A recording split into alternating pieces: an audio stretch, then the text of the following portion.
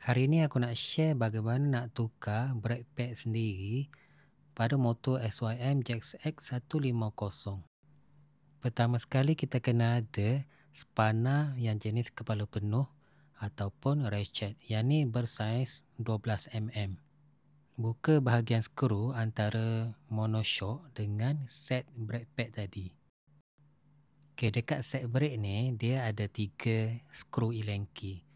Yang perlu kita buka sebenarnya 2 skru yang selari. Yang ni sebenarnya aku try buka satu skru dekat belakang tu, tapi sampai ke sudah tak boleh buka. Jadi 2 skru tu kita buka yang tu je. Nanti automatically brake pad tu dah boleh tertanggal. Untuk brake pad ni memang sangat murah je guys. Aku beli RM6 je.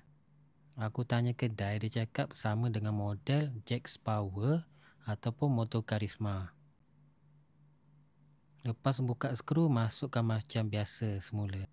Untuk nak mudah masuk, kita perlu tekan dulu hidrolik supaya mudah brake pad ni nak masuk ke dalam. Jadi kita letak macam biasa dan masukkan skru semula. Dan ketatkan balik dengan menggunakan Allen key.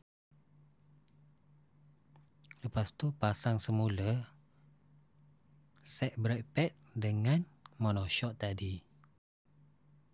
Jadi dah settle guys. Memang sangat senang. Permulaannya sebab kita tak tahu. Tapi bila dah tahu, lepas ni memang automatik lah. Tukar sendiri. Tapi kalau korang tak sanggup nak kotorkan tangan, just hantar ke kedai je. Aku nak pasang sendiri sebab aku nak belajar lah.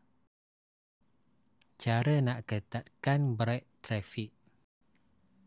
Brake ni dia lebih kepada bila kita berhenti dekat trafik yang jalan dia condong, jadi kita boleh pakai fungsi ni. Bila kita on, automatik motor ni dia tak gerak sendiri. Jadi kita tak perlu nak tekan brake ataupun nak tahan menggunakan kaki. Kita just santai-santai je. Jadi macam mana cara nak adjust balik, tengoklah video yang aku cuba tadi.